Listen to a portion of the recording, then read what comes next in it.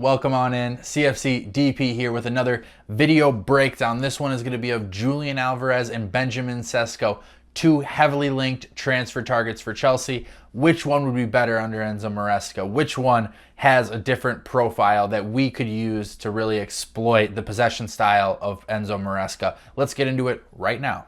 Before we get into it, I want to talk to you a little bit about a new exciting partnership that this channel is going to be undertaking with Cy Phillips Talks Chelsea. You probably know him from Twitter. He has an amazing Substack page, which you can subscribe to now to get the latest transfer news, breaking news, match reports, and more. Cy Phillips is well respected in the Chelsea community, so I'm super excited to be having some of my written content and my videos be featured on his page. So go ahead, look in the description. You can go ahead and click that link and get signed up today.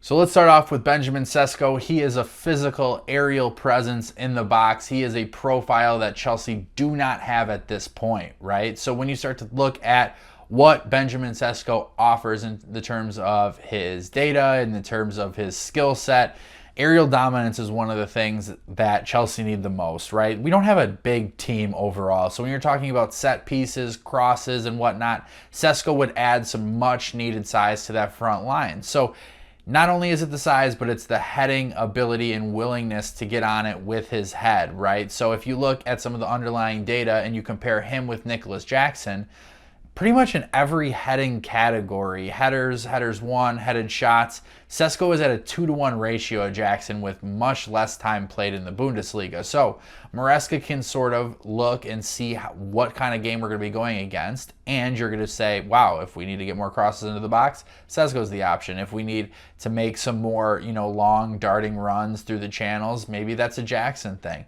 But Sesko can do that too. So it's not just he's this big bruiser.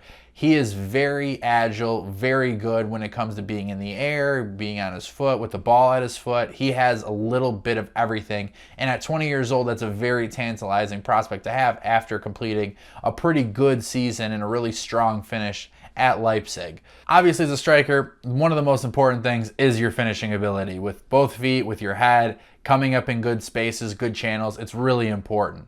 Sesko does a really fantastic job of being opportunistic and having good movement in the box to find a channel, right? Leicester had one of the highest amount of crosses into the box from making runs to the end line and kind of getting a little backdoor pass in. That suits Sesko's game really well because he's very intelligent when it comes to space and understanding where the defense is in the box. Sesko, if you look at his shot chart here, you can see it's all sort of in that central area. So call him a tap-in merchant if you want, but this guy just bags goals. It's just as simple as that. He is a clinical finisher, and you can see that he does it mostly in the penalty box by these statistics here, but he's not just one-footed. He uses his head, he uses his right foot, he uses his left foot. Very ambidextrous in that sense, so that's another attractive thing about Benjamin Sesko. Next, we'll touch on his hold-up play. So Jackson is not too bad at hold-up play, to be fair with you, but he uses his hold-up play as a different medium to get to his foot and get turned and get into space and carry the ball in the box, right? Sesko does it a little bit different, and I think this could be a way that's a little bit more advantageous for the skill position players that are going to be around him. He holds up to pass and then move, right? Imagine Lukaku's goal against Arsenal at Arsenal where he's holding up the play, he lays it off and makes a darting run in for a tap-in. That is what Sesko does really, really well. But he is, agile, more agile, probably a little faster than Lukaku probably was in his prime. So it's definitely something that you can like. It's a beautiful goal. You use your wide players. You'll use a Noni, you'll use a Reece James, a Gusto, Olise, whoever it is on that right-hand side. And then the left side, you'll have Nkunku, Mudryk, Sterling, and so on and so forth. So we're going to look at one quick little highlight here, and this is a hold-up play from Sesko at Leipzig. And what I like most about this is he's aware of what's going on around him. Sesko sees that the defender is rushing up against him, and the right winger has the wherewithal to know that if I keep it onside, I'm going to get the ball and have lots of space. Sesko, in this instance, finds the ball at his feet and makes a quick little flick to the right winger. So what would Nicholas Jackson do in this situation? He may flick it on, he's done it before, but I think Nicholas Jackson, for the most part, in his hold-up plays, loves to get the ball at his foot, loves to try and round the defender and start the break that way. Sesko is a different type of striker in this regard. So the next clip, as we move through this little highlight here, it opens up a lot more variables, right? Now you have a creative player on the right wing. You have Sesko making run. You have the left winger making run. You have the trailing 8 or 10 making a good run. It is just a sequence here that is really tantalizing when you think about the players that could have the ball in this position between Olise, Cole Palmer, Medweke, Reece James. If you have an odd man numbers now, they're going to find it at your feet, and likely it's going to be a goal. So I won't spend a lot of time on this one, but I think it's important that Sesko's work rate and mobility is really important at this stage, because despite his size, he is very agile. And what Maresca likes to do is he likes to counter press. So when they turn the ball over, they like to go get it right away and get back into their possession-based system. Sesko is really impressive when it comes to regains in the final third. He has had quite a few of them at Leipzig, and more times than not, he puts them into goal-scoring opportunities. So his ability to press alongside that 8, which would be in a 4-4-2 in Maresca's pressing system, could be, pretty advantageous. So it's creating a lot of opportunities, being kind of sort of controlled chaos when it comes to try and get the ball back right after they lose it.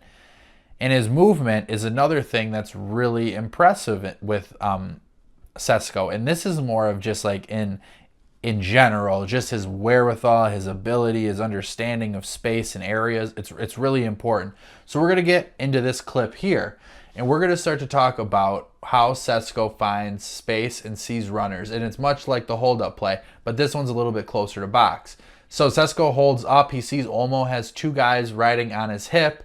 Sesko does a little layoff, and he makes a really, really nice turn, as we'll see in this next clip, where he opens his hips, swivels around the defender, and Olmo places a nice pass over his head. And Sesko, as we mentioned about his heading ability, has the wherewithal to know when and to use it, know where the keeper is, not let the ball fall down to his feet, and use the best optimal route to scoring a goal in this instance. Now, moving on to Julian Alvarez, it's important to note his versatility, right? So some of the statistics, some of the graphics that I'm going to be showing you here is going to show him in an attacking midfield role. So when you look at how he played position, what position he played game by game, he played a few different roles, right? He played second striker, main striker, attacking midfielder, sometimes went out to the wings a little bit. But I think it shows his versatility, and I think that could be a benefit for Chelsea, right? You want people that can turn up in different spots, because there's going to be some games where you want to play Nicholas Jackson and you're not going to put Julian Alvarez on the bench. There's going to be some games where you're going to want to play Nkunku and Julian Alvarez together, and Jackson. So there needs to be some versatility in a sense, right? So I think what's important about this is Alvarez's underlying stats when playing the attacking midfield role. He had 19 goals, 13 assists last season in those positions. And obviously you're thinking about it, it's City, it's a great team, but they're playing against a low block a lot. And I think that's important to note, because in Enzo Maresca's possession-based system, Chelsea will be facing a low block quite a bit. So why does Alvarez make sense then? Alvarez would make sense because he has a pass in him, he has a shot in him, he has a dribble in him. He has all these little characteristics and knowledge and wherewithal of playing in a Pep system that is good against the low block. So it could be good to see him pop up in some of those attacking midfield situations and find a running Nkunku, find a running Olise, find a running Palmer, and sort of work on those interchanges. So as I said before, Alvarez has elite ball skills and dribbling and technical skills. Like, you can look at this chart here and he has a lot of those things. Definitely didn't take people on a lot, but was very successful in the 87th percentile when he decided to do that. This other clip here that I'm going to show you is from a match against Crystal Palace, where he is playing in a more advanced role against a low block. I mean, there's 3 City players there, and there's 7 Palace players in this area. Bernardo Silva, think of Michael Olise in this sense perhaps, or Noni Madueke, finds Alvarez popping up in that little space. And Alvarez is so good on the ball here that he baits the Crystal Palace center back into popping up and makes such a nice little turn on the ball and opens his hips, right? And finds his way to goal. And we see Maresca talk about that. We've heard Leicester players talk about this. How they open them hips, how they receive the ball is so important. This is a Pep Guardiola influence here. Open your hips so you can be on the run, so you can see what's in front of you. And Alvarez shows this here, and it's a great example to show that. So let's talk a little bit about his vision and creativity. So as you can see by these statistics here, Alvarez has a great deal of assists. He has a great deal of key passes. He has good crossing statistics. And that's important because in a possession-based system, it's not going to be necessarily so much dribbling. It's going to be key, incisive passes, and Julian Alvarez has that. So while he might be playing a main striker role for us, it might not be as important, but little link-up plays are important. And I think when you have free runners in the 8 and 10, when you're near goal, and Nkunku and Palmer who like to make those runs and find space and get a goal themselves, you could see Alvarez slide back and into a false nine position, and those two players go up a little bit, and you might get the best of both worlds in that sense. Just like Benjamin Sesko, Julian Alvarez has a knack for goal himself. He has the ability to make key runs himself in transition and understand positional awareness. So this little screenshot here is from a game against Fulham, and you can see Alvarez understanding and knowing the scouting report that Tim Ream is there, so I'm going to make a run past him because I haven't been on pace. Anthony Robinson is too spread out at this point, so he gets that slipped pass. And what I like about Alvarez most is that he has the ability to get off shots quick. There is no time wasting. There is no wasted motion. He drills it right away into the top net and scores a goal. A really good run. And Alvarez is no slouch when it comes to finishing in general. When you look at River Plate, his numbers were impressive. When you look at City, his numbers are impressive. When you start to consider how many matches he really played and having Erling Haaland on the team, to get the goal output that he had was really good this season. And another thing not to sleep on is Alvarez's ability on set piece situations. He's so good at putting balls into the box. Chelsea have a lot of set piece takers, but Alvarez took 170 corner kicks for City last season, so it could be a potential option to have him take corners this upcoming season if he were to become a Chelsea player. So after it's all said and done, after we've done our full recap on both players, I want to know what you guys think would be the best option in the comments. There's something to say about Alvarez being Prem proven, but I think Sesko is the choice. I think Sesko's finishing is just perfect for this team. He is a kind of a knack in the box. He has a little bit of poacher in him. His hold-up play is really good, and he just finishes. I think he can get better with this squad. He's only 20 years old. He's cheaper. I think Benjamin Sesko is the option if you look at all the underlying data. If you want the written report of this, and the written report has a little bit more information on it, like I said, go check it out on Cy Phillips's Substack, where you can find it on there. And please go ahead and subscribe to his page as well. You can find me on Twitter at CFCDP1.